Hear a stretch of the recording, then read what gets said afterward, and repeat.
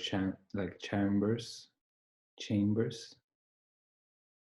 That's really tied to energy for me, the way I feel about them while I'm in them, the way I feel about them before entering them, the way I feel about it after I've been in them. I think space is something that has really come to change for me. Um, when I was younger, I didn't even know that there was a space where I could feel like 100% myself or 100% comfortable. Um, but rather, I started to feel like spaces and places in people.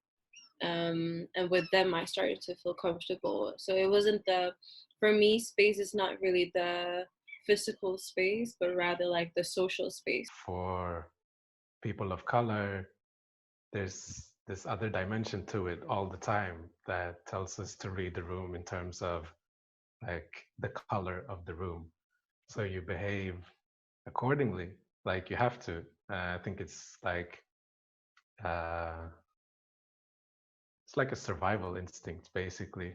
Um, and to me, the importance of like occupying or having like melanated spaces is just that you don't have to behave according to like some other norm. You can just be yourself, because I feel that I always have to be a representative of like the others. So everything I do is viewed through this lens of like blackness or like being brown.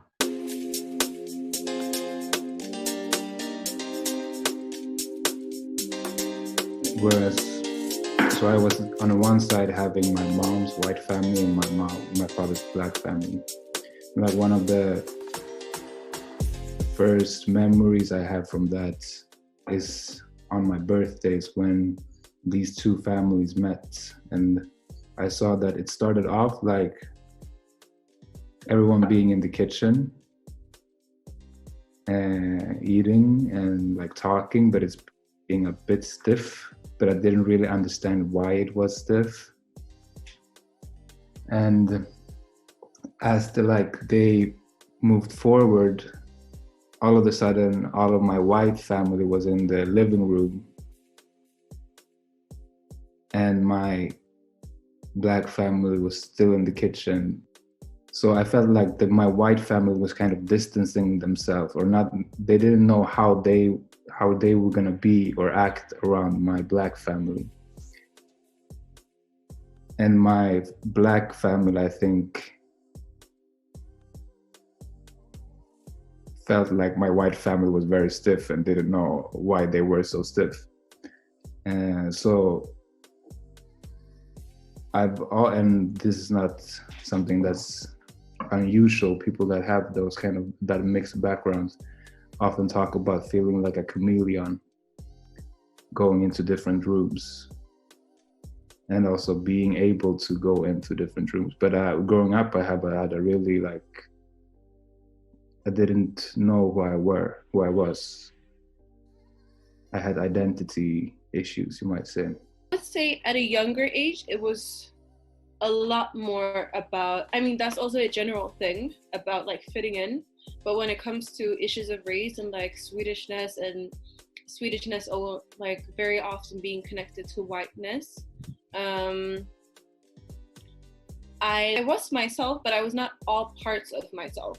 It was more so that I did not want to put it out there for other people to judge or for other people to have an opinion. I think the main difference is that when you're a child, you're just put in places. Like, this is where you go, this is your school, this is like your friend is whoever lives the closest to you and has a football, like basically.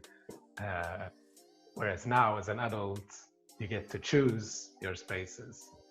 And sometimes you can choose the people who's gonna be there, sometimes you can't, but it's like this freedom of mobility.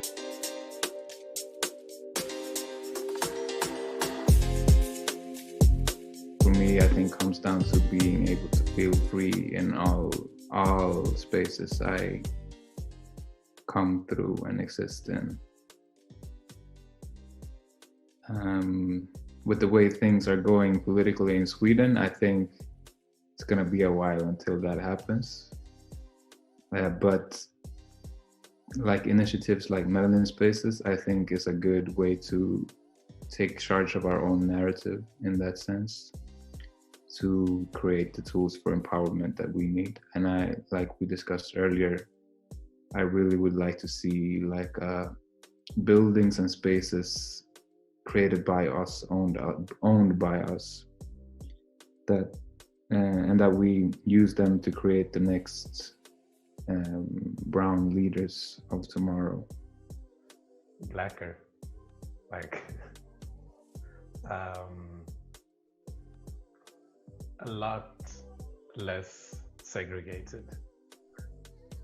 That's like the main, like the most important thing. Like less segregated in all aspects, but like particularly in this case related to like ethnicity.